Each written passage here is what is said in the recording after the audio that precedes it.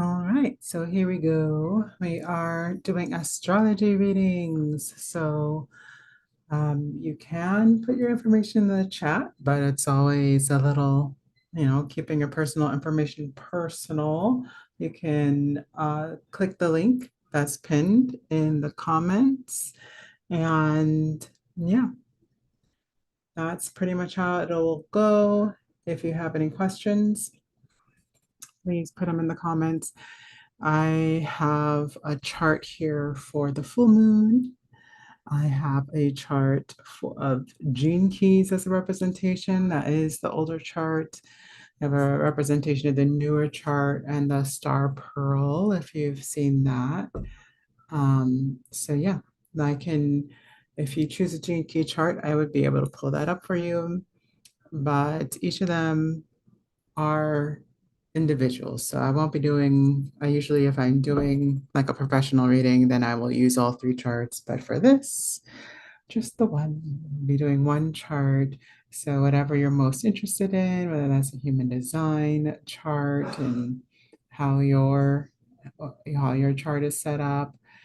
It's a lot of great kind of how we think, how we work information on a human design chart, and even our physical. So health, some health stuff is pretty obvious in that chart.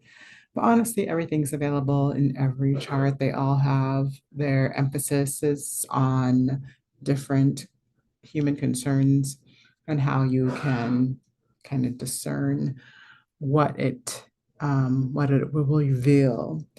So of course, our Western chart is the first chart I ever learned how to read on. So it's gone on a decade now. I've been reading Western charts.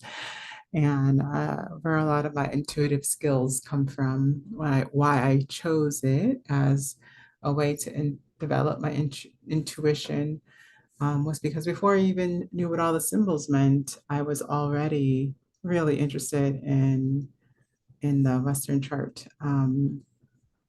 Like Well, I should say, should preface that at first I thought astrology was ridiculous. I'm primarily a science person. And of course, I had all that great Western education telling me otherwise.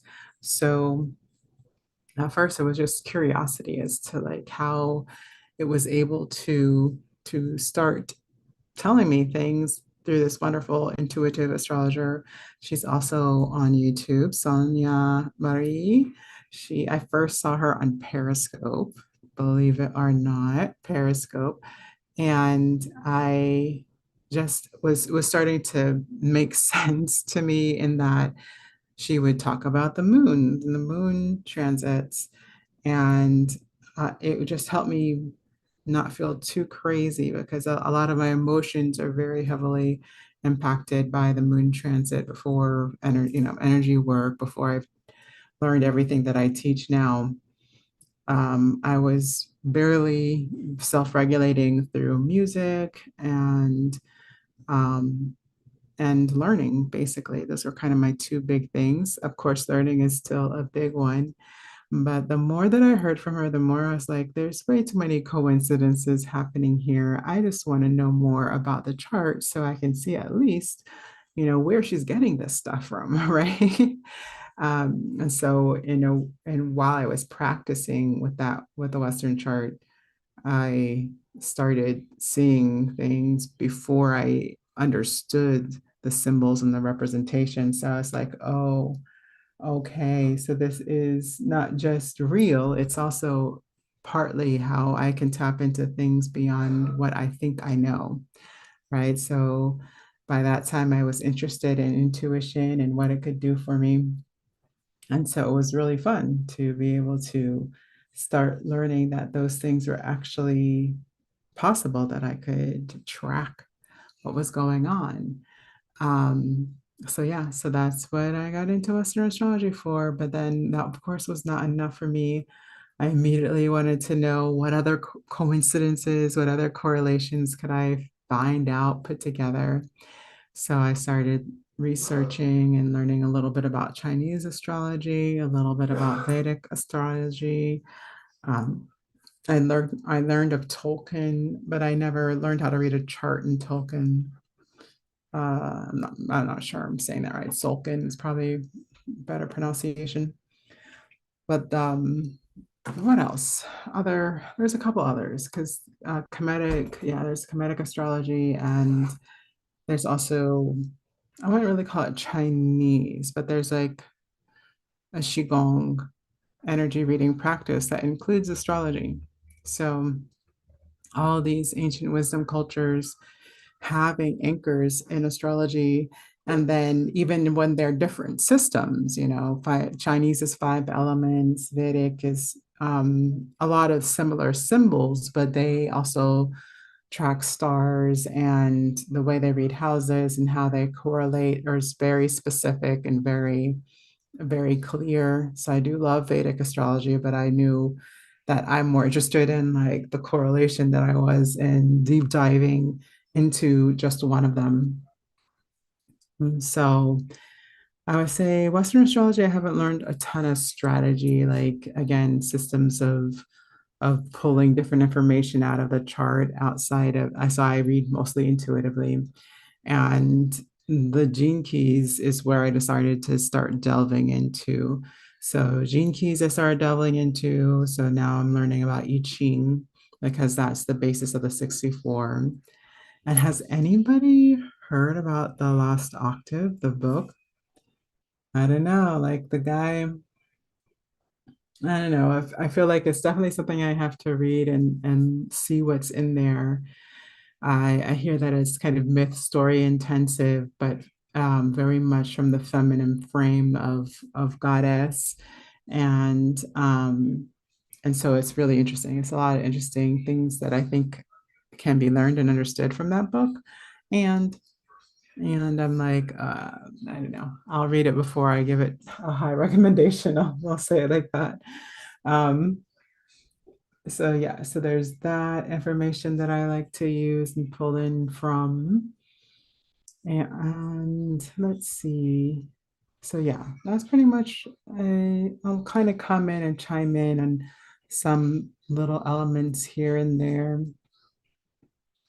But for the most part, I'm just looking for people who would like a little reading from me. So I'll be checking on numbers, but I'm not going to talk constantly. But I might come in and just do you know, a little bit of something. This is a full moon chart from this week, July 10th. And so that's pretty interesting. This was like last month was even more interesting, but it's not that bad this month.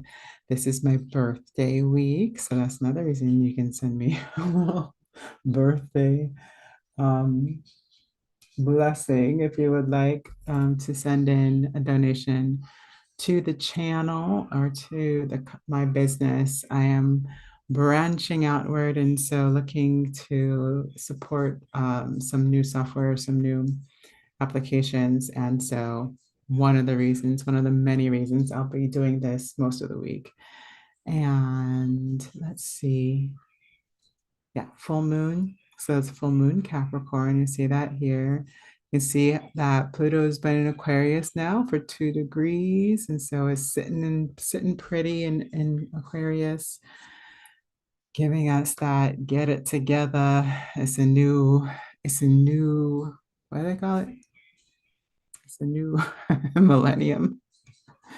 Yes, it is. I mean, there's so many cycles, some of the greater cycles, and of course the smaller. But still, Pluto's a huge cycle. For it to be moving into Aquarius is a big deal for the last year and a half. It's been kind of going back and forth, so up to 2 years, depending on how you see that. So yeah, so for it to be entering permanently into Aquarius, and a lot of us feel that that was really the onset of the conversation of being in that age. And that's the word I was trying to remember, the age of Aquarius. Then and others are saying that it will solidify in February when we have all the Aquarian signs in there along with Pluto. So that'll be exciting. So that'll be pretty cool. So a lot of things coming together.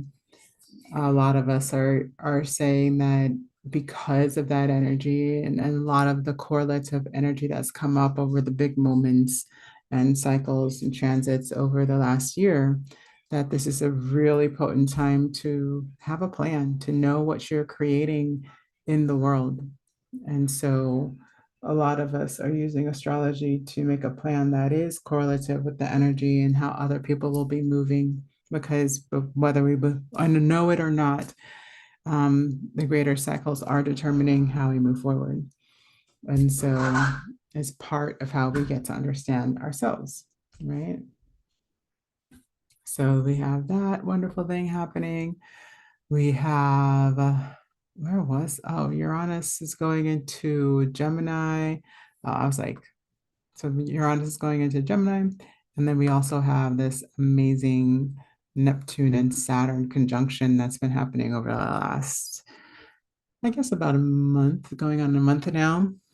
They were conjunct going into Aries. Oh, I got that wrong in my transit reading. I was thinking of Taurus, but I think I was thinking of Uranus leaving Taurus to go to Gemini. But yeah, so it just Saturn, Neptune just left Pisces to go into Aquarius.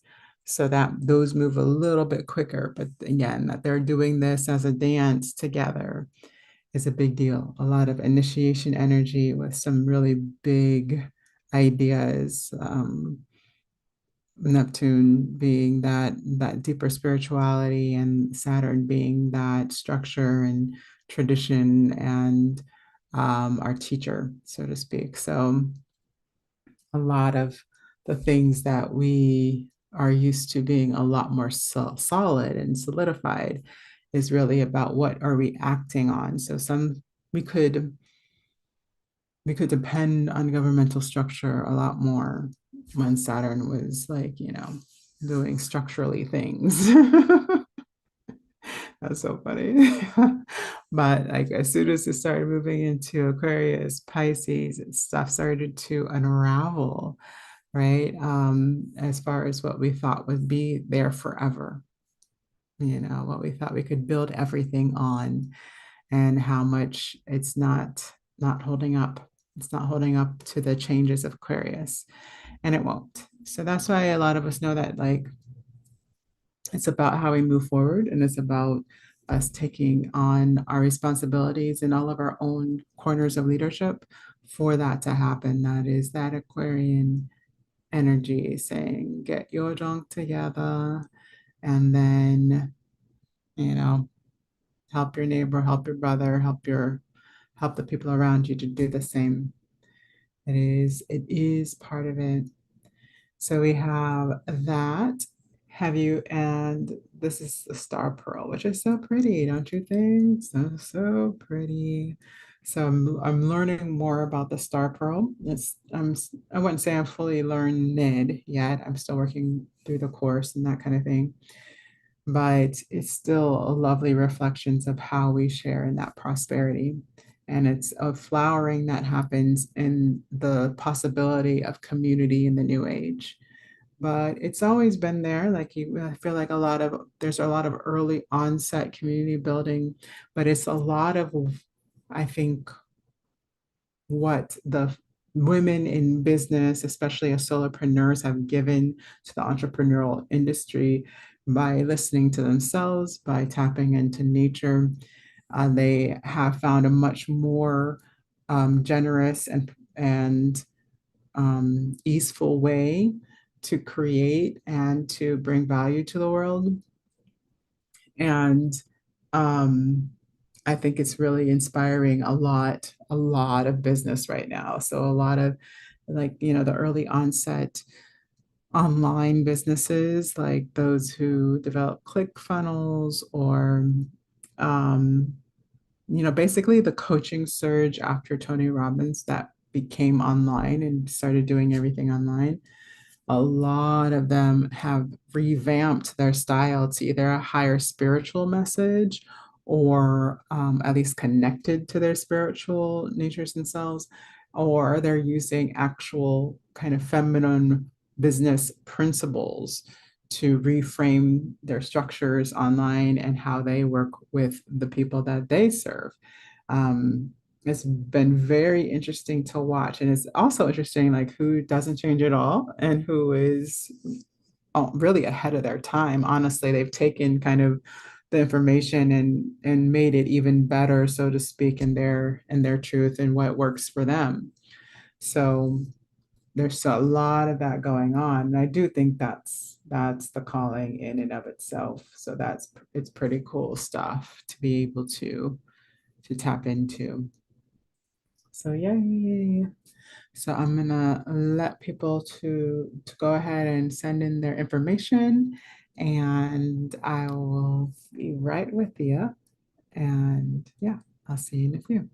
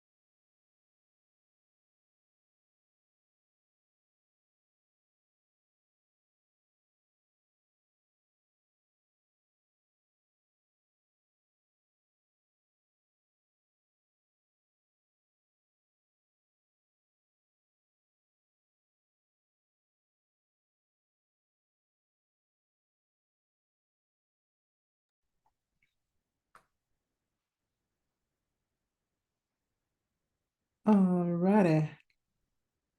So who wants to get started? If you want to keep it private, you just put it in the form, pinned to the top of that chat, or you can go ahead and put it in the chat if you're good. So the oh, I should put that on my let me so let me see. I'll put that in the chat. And that would make more sense. So we need birth date, place of birth, time of birth, and then I can pull up the chart. And what kind of chart? So I'm only pulling up one for each. So if you're more interested in human design, you would just send that over. And here we go. It's my husband's account. So yeah. So if you want to go ahead and post, or let me check my forms to see if anybody already sent it in. If you send them in before I miss it, then I will definitely make a recording and I will send it to the email address that you give me to on the form. So don't worry, even if I miss you, I'll do one as a follow-up. Since it's getting a little later, I'm looking to see if anybody will jump in and play Or if you have any questions, that's another way you can go. If you have any questions and you've never seen a gene key chart before, or you don't know how it works, I can start there. And then there's also the full moon. For some reason in my life, for the full moon did not take. So I'm gonna have to redo that. Probably tomorrow I'll do that.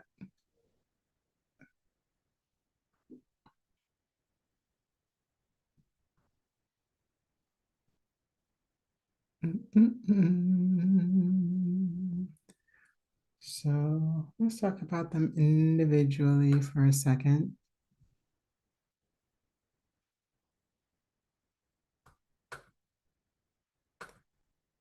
I'm just gonna let you know which one is which. So most of us have seen Western astrology chart. So that's what I use. I use it as Placidus. I don't do a whole sign unless I'm doing kind of yearly predictions. I guess prediction. I don't really like the word prediction, but essentially the weather for the as stated by astrology. So we do that for Western chart.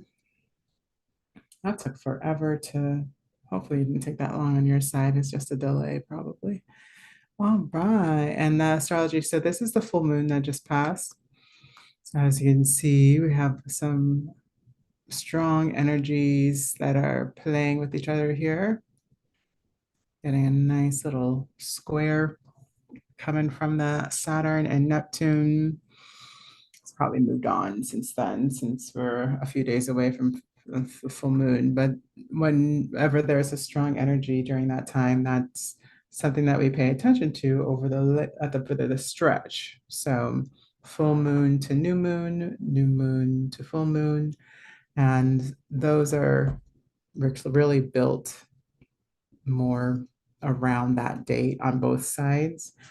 But what I like to do is just give us that section out every 2 weeks to have something just to kind of have a sense of the weather and how it's shifting from one to the other. I love looking at the changes between energies, not just the static nature to read the predicting information, which is why I love the gene keys. So let's look at a human design chart. Again, human design is a little bit more popular. So most people have seen a human design chart. And so if you've seen a human design chart, there are elements of that do occur in the gene key chart.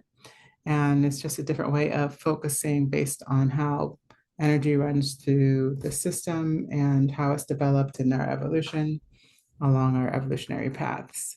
So let's look at the human design chart for a second.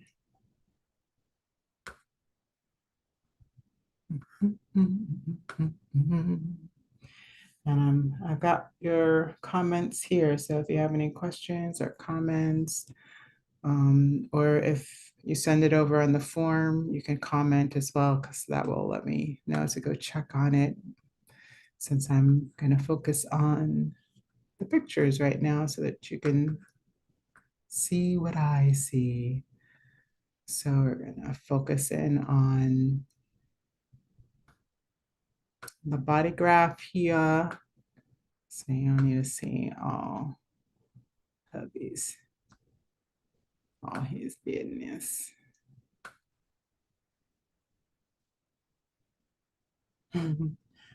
You're just not seeing it. That's fun.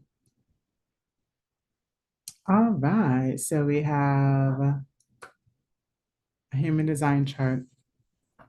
So these are each of the symbols are direct correlations with astrology, so Western astrology. So if you know anything about the Western planets, then you know what these symbols are, right? And then we just have two sets of them. We've got our personality and then we have our design. The design is by the crystal that shows up before you're even born, when you're being gestated in the womb. It shows up first. And it's basically your inborn nature. And then this is how people see you when you're born. as a personality. So how people see you and think of you in characteristics. But they're still the same. So we got our sun, earth, north node, south node, moon, Mercury, Venus, Mars, Jupiter, Saturn, Uranus, Neptune, and Pluto. Symbols are a little bit different if you're used to seeing the planet symbols. Depends on how what kind of software you use usually, what is most familiar. And then we have the different centers. So these are really built on a Kabbalistic kind of approach to the chakras, right? So I don't know if it's really Kabbalah. I mean, the body graph is built on that information, but it's also as far as the pathways and the channels. But yeah, that it's not really, well, it is the chakras, but it's like the evolution of humanity. So we have a couple centers that are considered chakras that are off center, as you can see in the body graph. So the bottom one is the root. So it'd be considered, and you can really use that as a correlation, the root chakra. And if you know any information about chakras, you know that's really like home, stability, generation of life. Um, and so impetus and truth, kind of like where you stand. Then we have the emotion center over here, and then we have our splenic center over here. So the emotion center is pretty self-explanatory. It's essentially how our emotions are tuning into who we be and how we express ourselves and how we are generating energy. So so those are our connectors. Oh yeah, and then who we are. So that comes through will and that kind of thing. So that's the emotion center, and the splenic center is more about um what do you think? What do you call that? That would be like why can't I think of the word? I automatically think of just kind of survival instinct. That's what it is. Instinct. So this is the instinct. So this is basically instinct. A lot of it's born of the ability to stay alive. So that's why I call it instinct. I think some people call it more like fear because a lot of our fears, our innate fears, come from this center or how it's not, how we don't feel like we can see in the center or see meaning sense. Um, and so a lot of how we interact as human beings depends on how much we have an instinct to act. So that's part of this side. And then this would be considered more the sacral. So it's the engine or the energy center of the body. So that's the right name for it. I don't know. Again, I think of it as sacral, but yeah, it's essentially where your engine, your energy comes from. So that is the center, and then this is the G center. And I do think of this as the heart center because it's got our love gates here, what's correlating to how we deal with our love of self and how we are interacting with others regarding how we love ourselves and how we value what we do and are. And then that's connected to our will, which I also consider part of the heart center. I'm pretty sure that's accurate because the sacral center, the sacral is what is said to be split into the two kind of mirroring factors of the emotion and the instinct. And then the heart center splits again that got that kind of natural left-sidedness, it becomes the will, and the center is the G center, and how we are working together and interacting in those things. And then we have our throat chakra. So that's our third center. So that's the same name as well. And that is a lot of these gates are about how we connect, how we interact, how we are together, and how we share our ideas and how we receive information that is shared. So, how we translate essentially what we receive from the ajna. So, the ajna can be related to the third eye chakra, and it's our intuitive understanding. And it's really the understanding part of intuition. So sometimes, I don't know if you've ever received a download and you don't really get information. You might, what it feels like to receive the download. So you might get like a kind of a spark, or you might even see light, or you might get a feeling or sensation where energy just washes over you, but you don't actually get a translation of that information. So you know energy's happening, and something's come in, but you might not know exactly what it means or the exact words that would explain what it means. You might like kind of have an inner understanding, but you might not be able to explain that understanding to somebody else. Well, that can sometimes mean that you have an open ajna. Um, and so because that is how we translate the information that comes down through energy. And the crown, the head is the head center. So the head center is up in here, and that's direct correlation. What are we receiving? And it's about whether we can receive without being confused, and again, confusing the information through the ajna. So there's a lot there. When you're reading your human design chart, you can often get that fun of knowing where you might be receiving pressure, whether that's in the head or the root. So we have a gene keys. Wunderbar. I love the gene keys. Let's see. Let's just look at a generic one while I pull yours up. It'll be a newer chart while I pull that up. Yeah, I think I can do both. I can pull it up while you see this one. So yay. So have you had a gene key reading before? I'm sorry, this thing is in the way. Nirvana. Nirvana. Good to meet you, Nirvana. Um, all right, let's get your chart going here while you look at it. If you have any questions about the gene key chart, you can go ahead and put them in there while I get your specific chart up and going.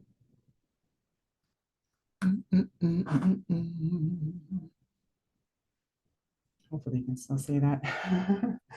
So yeah, so this is my chart. So I have a lot of twos going on. And if you think of I Ching, you know that there's a lot of numerology correlation to the assignment of the changes in the energy. So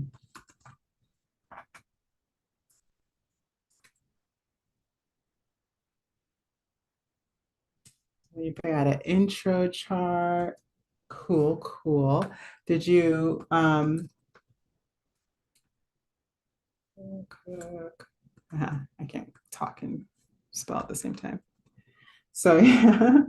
So did you was there anything that you found out or you found out later about Gene Keys that you would like to know more about? Do you have like a direct question? Is kind of the question here.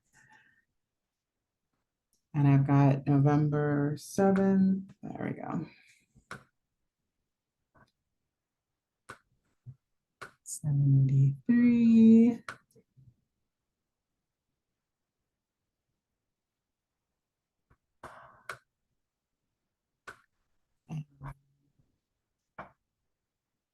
Oh, we're missing a birth time.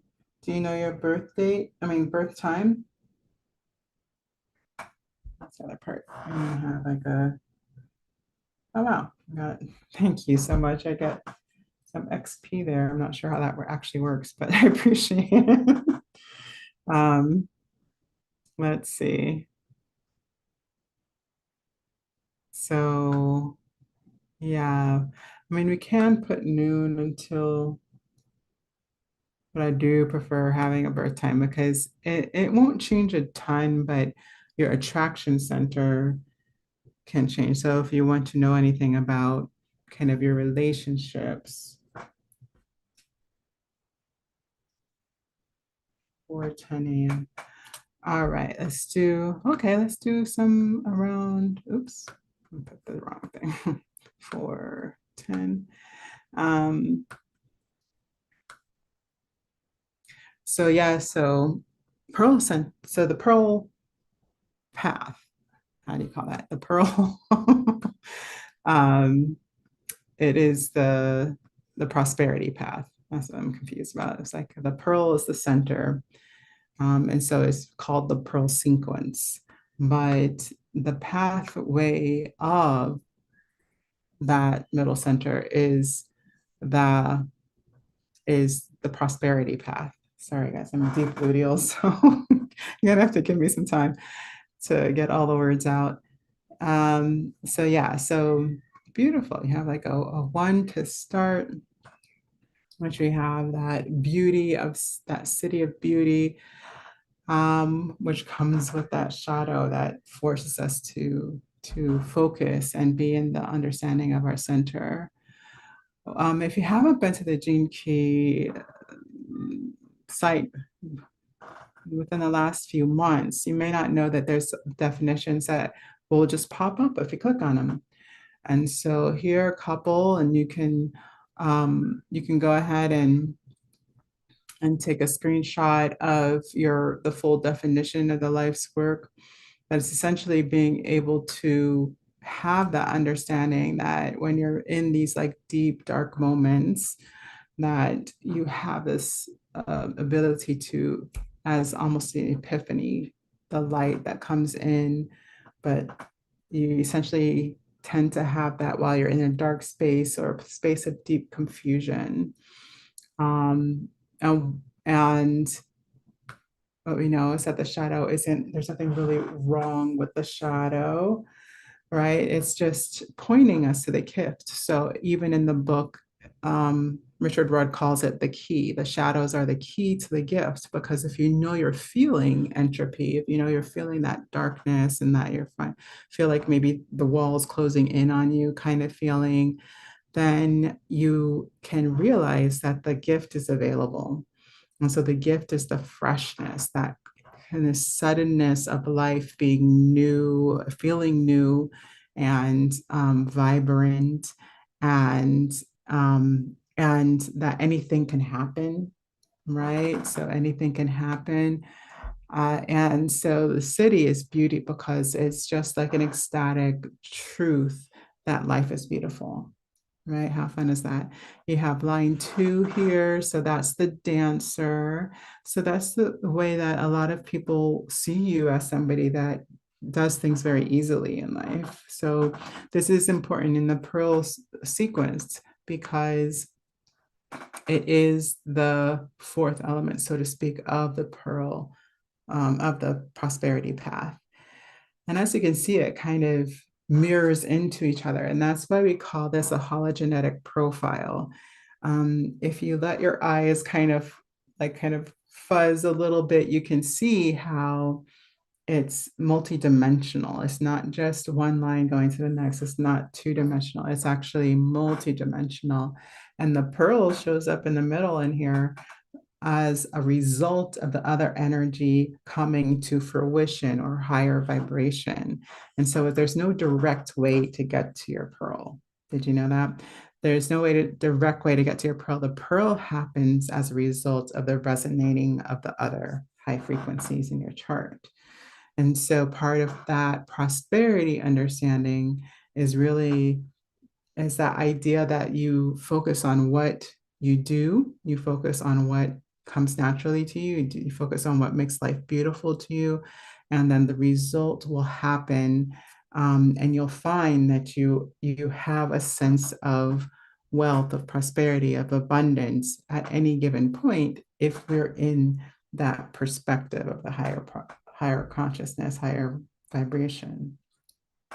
Yes, so that's why I love the Gene Keys, because you can feel yourself if you're having a dark moment, like an entropy moment. That's a physical thing that's happening in your body.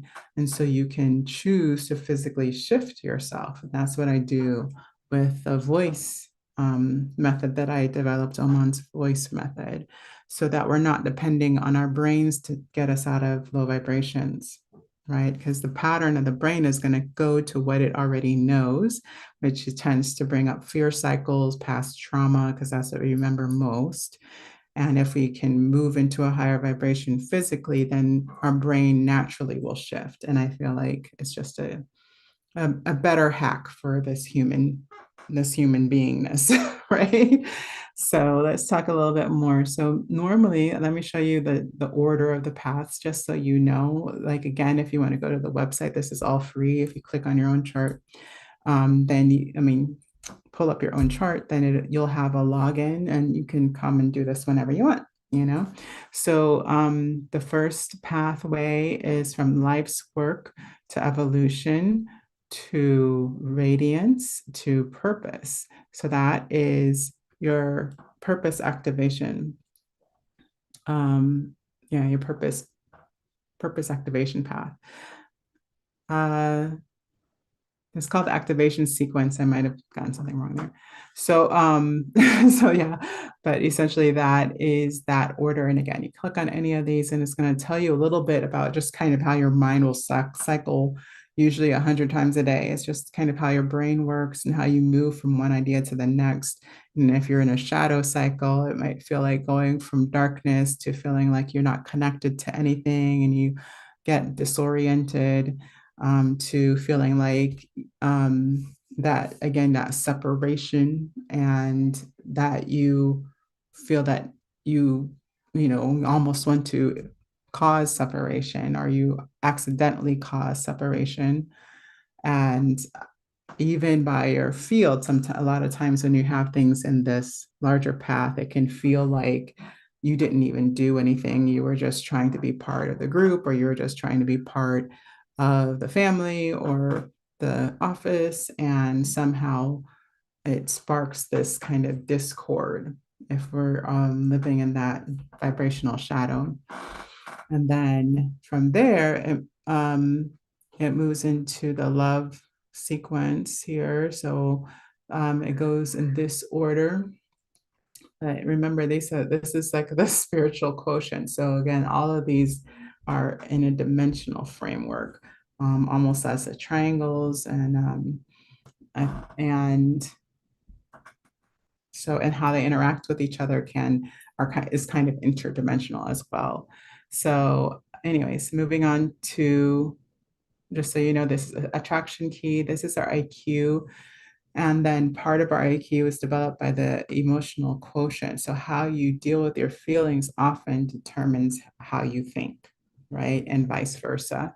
So that's why these are actually kind of almost like a twin mirroring situation here. Not literally in the sense of the planets that are associated, but in the energetic kind of chemistry of change. And then moves through the spirit here. And then our spirit kind of becomes into a quintessence, or a crystallization of our core. So a core is a core wounding. And that is also where our core wound is also our vocation, what we are called to do to make our life, or not even like, you're called to do so that to feel that life is more meaningful. So that is part of the prosperity sequence. That's why I'm explaining that. So the part of the prosperity is being able to take kind of the the lemons, and make the lemonade, you know what I'm saying? The core wounding is something that happens for any of us as humans to become physical. And for you, that's happened in the line 3. So are you seeing? Yeah, you should be seeing your chart. Yeah. Okay, I'm just making sure. Got confused because I couldn't see the green line. Anyways, so yeah, Dharma, exactly. So that Dharma of like, you got a 3-3 here. So 3 is not that much different. If you know human design, 3 is change, right? And it's that feeling of separation, essentially, that that the change is so much that you will be abandoned by like kind of your cultural group. So So that's the core wounding, right? And then the three as the expression of the gift. We got that shadow of chaos showing up here, the gift of innovation, and the city of innocence. So here we're getting into this feelingness of how we are even understanding what, like, why would we have to go through certain things in our lifetime, you know? And so when we take that and we turn it into that lemonade, we're starting to understand that um, that it's actually pointing us, right? Our traumas, the things that we're going through are pointing us to the solutions and to how we carry forward. And because we have to do that to really feel alive or stay alive, we have a better access, resource, and ability to create those things with our personal experiences. So, so yeah, so this is something that wants you to just kind of give into the feeling like you can't have any control in the world, and that you want to be able to not have to deal with any of the things that you can't control in order to create what you want to create. Yay, I love that, Nirvana. So yeah, and so when you realize again that that shadow is not trying to make you feel lost, but it can actually, it's trying to point you to where you can create if you are accepting of life. And it's that's that kind of understanding that essentially that we were working with the clay that we start with. We talked about this a little bit at the top of the live, where you part of being able to manifest or create something different is recognizing the terrain, right? Like, so if you want to, you know, and you can, if you want to stop the rain or stop the rain from pouring on you outside when it's raining, first you have to acknowledge there's rain, right? And then you can say, can that cloud move over a little bit? Right? And it's the same for any change we're trying to create. First, we have to recognize what is. We have to accept that it's raining in order for us to do something about the rain. We have to accept the circumstances of what we're living in order for us to appropriately meet and act what we're living in. And my husband would say the complete opposite, like just ignore everything, create everything in your head. And it works for some people, but what I know is that if we're too far from the truth of what's happening, then we're probably not creating the right thing. So that's why I think it is important to accept what is exactly nirvana. So that gift of innovation and a place of vocation, right, is being able to see how something is needed to change a situation, or to help others to create something that will flourish in the current environment, right? That's what innovation is. It's like looking at what's happening, where things are going, and then you can see exactly what needs to happen to move forward, right? So when you share that gift with other people, then a lot of times people are going to respond and recognize the value just again by how they perceive you and what they're sharing. So I'm not surprised you're here because I like innovation is one of my biggest things. I love to talk innovation in business and all that kind of thing. So if you have a business, I also like to correlate these things. So what I would say, like in my classes, is essentially in this core and the vocation, is there a way that you can tap into what you've already done in your life or what you're working on right now, um, and be able to highlight how you think differently in innovation so that people can see you more clearly and see that you have a lot more value to offer. they might not have noticed before because maybe you don't speak up about your ideas, um, or that you might have found that you speak up at the wrong time. That can also happen with a third line. Um, and so you might feel like it was causing chaos or discord. And so you stop speaking up, maybe from an experience when you're young or something like this, right? And so if that's the case, you just have to remember that you start with your vibration first. So instead of trying to somehow stop discord or by being silent or by not stating your new innovative ideas, that you center, you align, you move into your higher vibration and that inner state that you're talking about, and then you share. And then you share, you speak from there because that is the higher vibration that will help people to see the way forward. So that is part of that, and that city of innocence, where anything that you do is perfect, right? Where it's like that and what's interesting that's fun here is that is speaking to the fresh moment as an embodiment. So remember your life's work, remember that, like, and in the prosperity path that becomes the brand, so people begin to know you by how you're able to embody a moment of freshness, a moment of new ideas, a moment of a new way forward, of bringing joy of your imagination and curiosity, right? So that's beautiful. Let's go ahead and check in. So it is shame. I was wondering if it was going to be the shame because that separation from the culture is usually what brings the shame, right? It's kind of the evolutionary aspect of the line in the core wound, right? So it's about not letting the difference of what you have to offer keep you quiet, right? And that you can hold it with the lightness, especially with that beautiful life's work, right? You can hold it with that lightness of joy and beauty and of humor. And humor, I'm a third line life's work. So, but it has that sense of like echoing throughout the chart, right?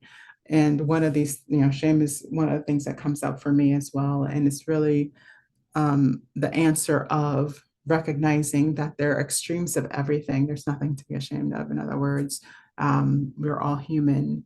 And so that when you can see the extremes, which is part of the potential of a third line gift, is because you see so many different ways of those things playing out. You don't just see one innovative idea, you see a ton, right? There's so much of that that creates and starts to build these experiences and patterns of you know, what is the nature of humanity? What's the nature of having an innovative idea? What's the nature of implementing an innovative idea? All these are kind of your lane, right? Because with that change and that ability to see so many different ways of things happening, it gives you a perspective that shows you a landscape without having to, like other people having to experience kind of the rough landscape, right? You can be like, no, no, no, the valley's over here. Yeah, I know that mountain. Like it's cold. I don't recommend it. So like a lot of hard high passes, right?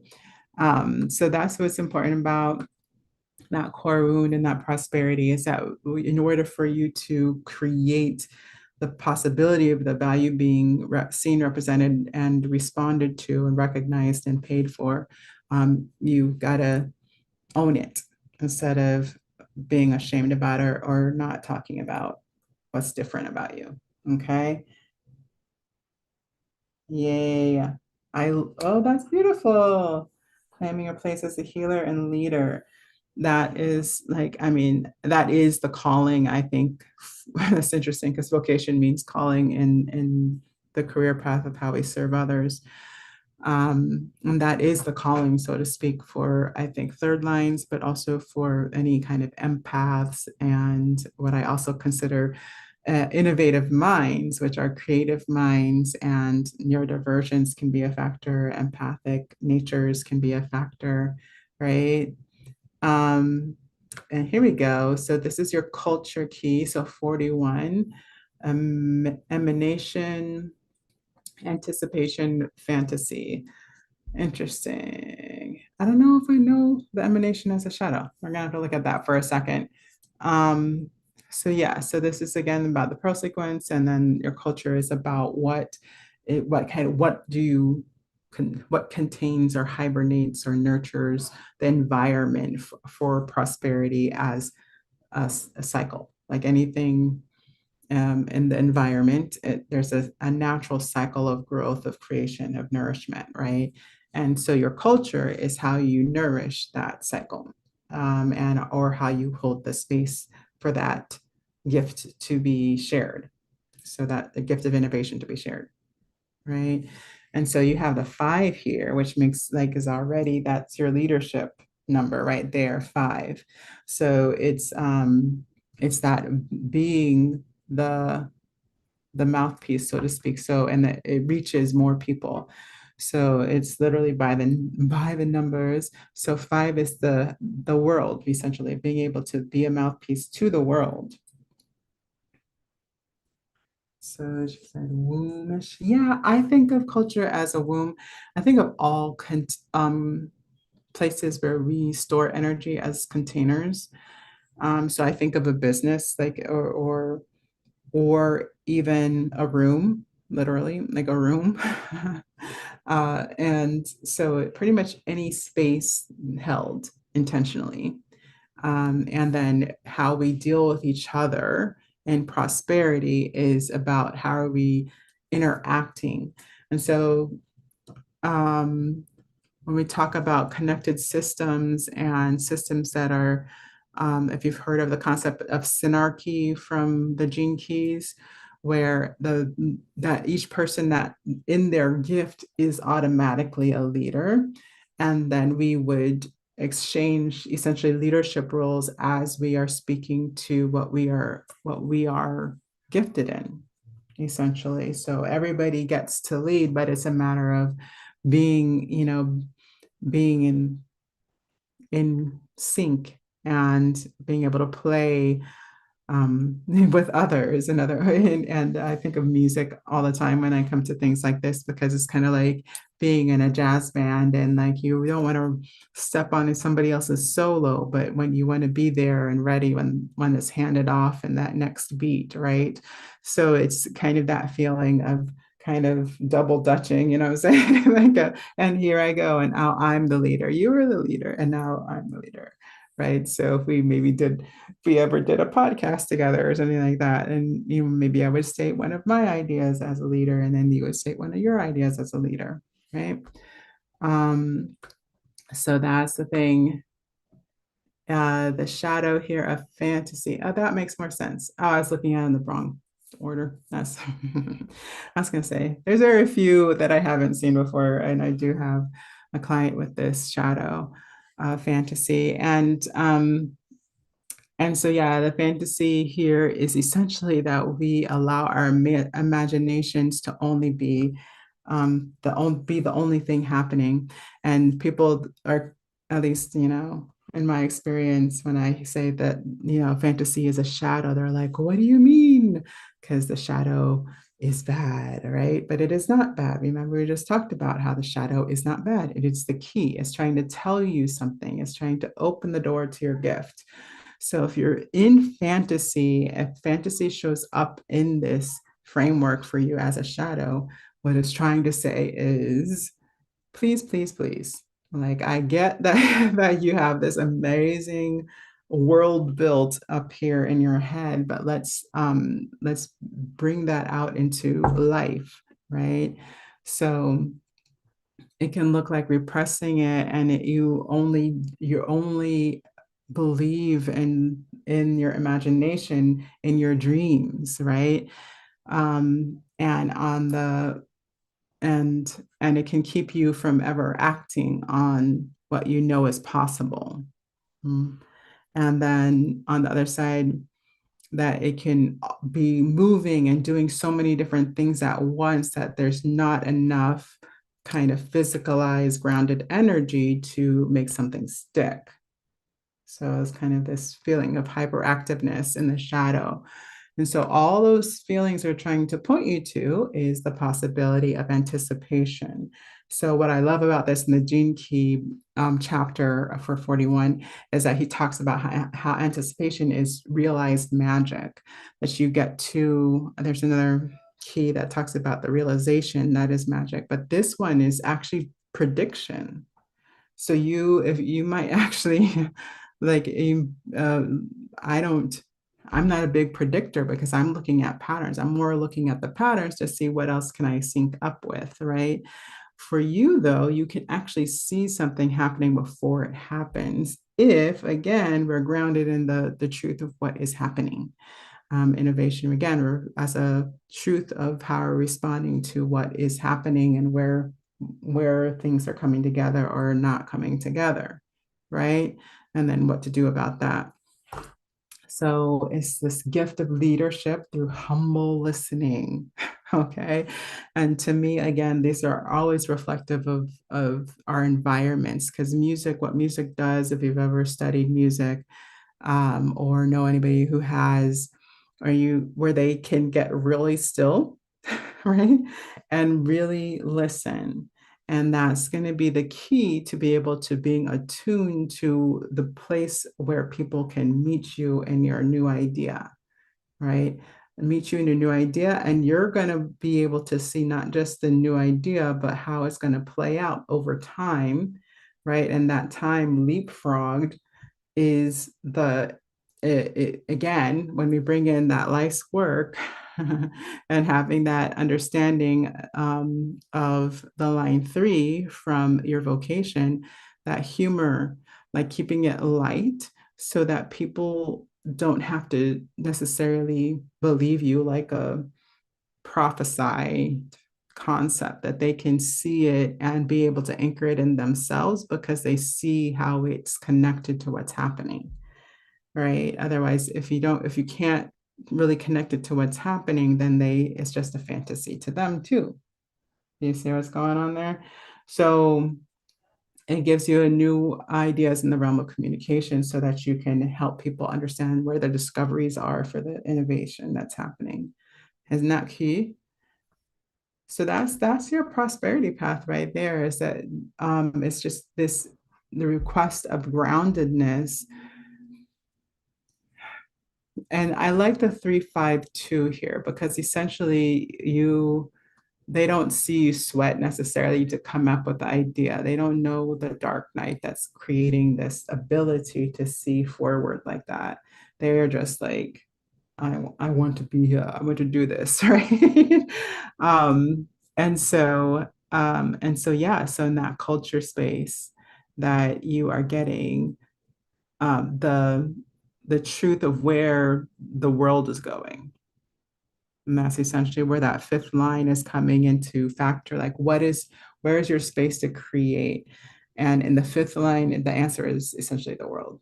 Your space is the world. So hopefully you are online. That's kind of part of that. Hopefully you're online. And what I've noticed also about fifth lines is that they tend to be leaders, but not just leaders, but leaders to leaders. In other words, leaders to people with the smaller. So the one under that is like, oh, am I forgetting? I might not get this right completely, but it's essentially networks. Let me see if I'm right. Um, yeah, so society. So society being how networks are interacting within the world. So 4 is networks. So you're not just talking to individuals necessarily that are solopreneurs only, right? Like if it were talking in business B2B terms, right? You're talking to people who already have systems and networks. So you're talking to people that already have and systems in the Gene Keys means like of people. Like so you have people working together towards something.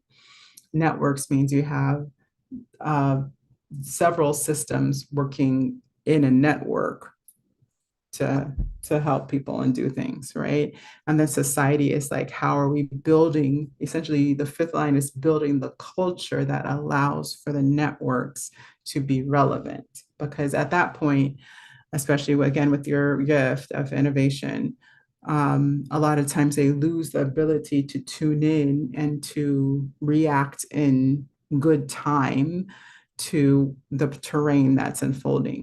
Like, especially if they miss something, this is why they really do need some form of like prediction or forecasting, because a big machine takes longer to shift and move and turn, right? So the more people you have to talk to get on the same page, the longer it takes to make the change, right? So if they can get a little forecasting in, then it will help them to move in step with other people that are changing. This is, a really good representation of this is the AI, kind of what's happening in AI, right?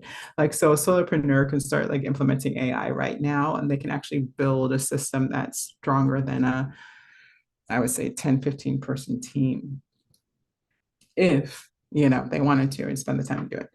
Um, a small company would already have 15 people would not necessarily be able to implement that quickly.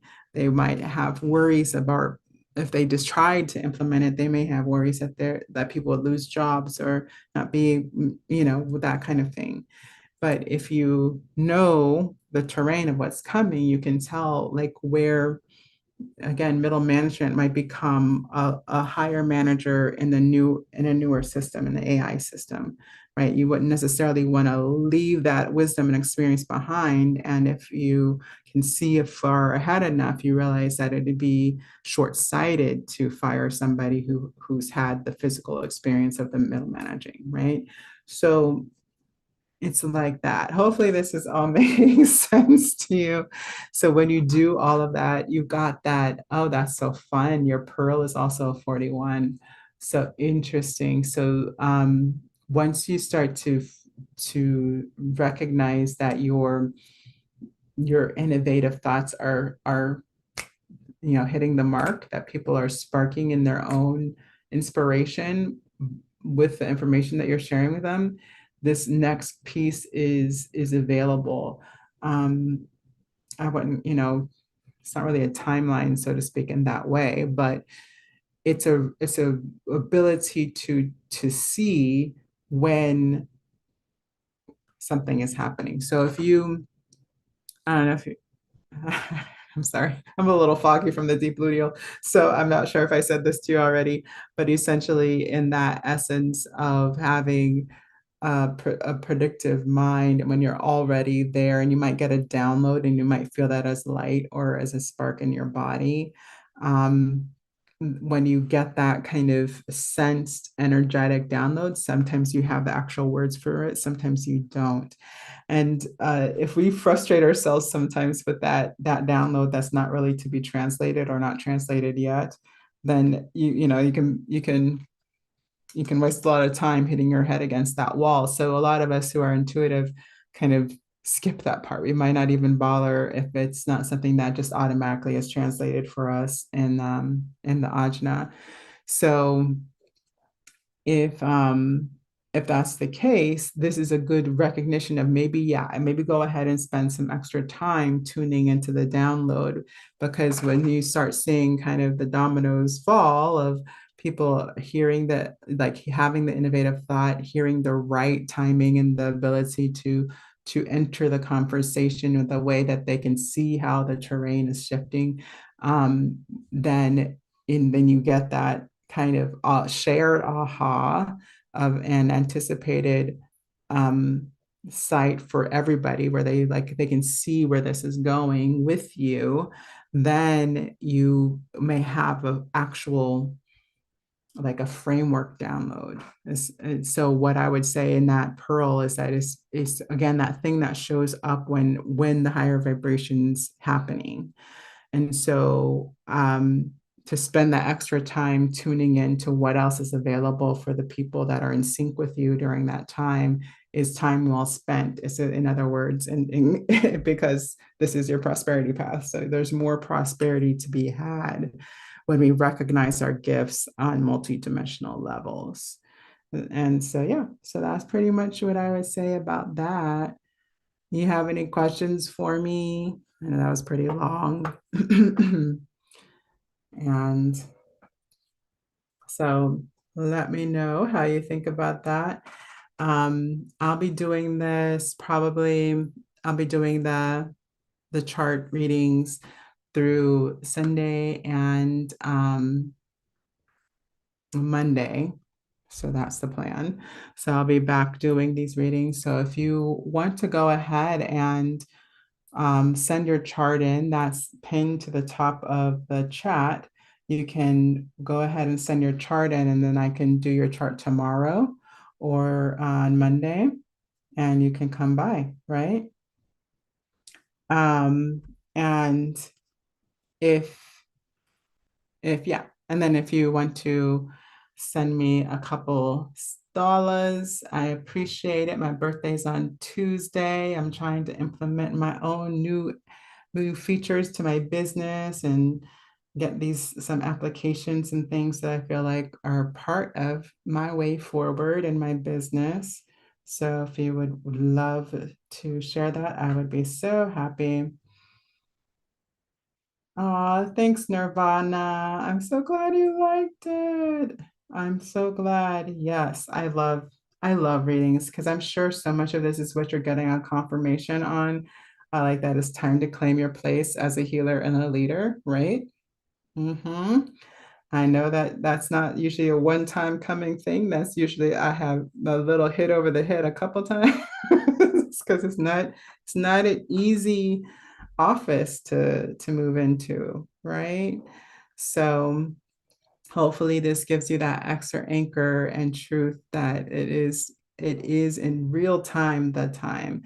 And yes, and you're not made like I mean, a lot of us there's other components of your chart. So you're having that line one, you probably feel like a lot, especially early in your life, you work better on your own and you know, so many different factors when it comes to these things. But you the reality is that just because you get so much done on your own does not mean that you're not meant for masses. It does not mean that that the world won't be served by you, right? So don't let that it's not line one, it's line two. But it's the same thing. Like we kind of you when you get stuck in those one-to-one relationships and whether I should be with by myself more or with others more, it's like it's not really the problem. The problem is, are you showing up with what you have to share? Are you sharing what you know is relevant? Because that's the innovative side to that, right? Are you sharing what you know is relevant? Are you keeping it to yourself? Are you know, thinking that it was too much or too different and are kind of silencing yourself? That's a form of shame, right? So if those things are happening, and trust me, I've been down that path. I've been down that path. So if that's what's happening, just know that it's not worth it because you know, we're here to live our purpose, and eventually other things start telling us, like our bodies, what to get on path. Okay. So, and you know, ask me how I know. Um, but yeah, so don't you start where you are. I always say that. Just start where you are. It doesn't have to be perfect. This isn't perfect. It's the first time I've done a reading online live like this anyways. And so it doesn't have to be perfect. It wasn't perfect, but you got something out of it and somebody will be blessed by you too. Okay. All right, madam. Thank you. Thank you. Thank you for my birthday wish. I appreciate it. And yeah, hopefully I'll see you around later. You can share with your friends if you feel like they would like it too. All righty. All right, madam. I'll see y'all on the next live. I'll see you tomorrow.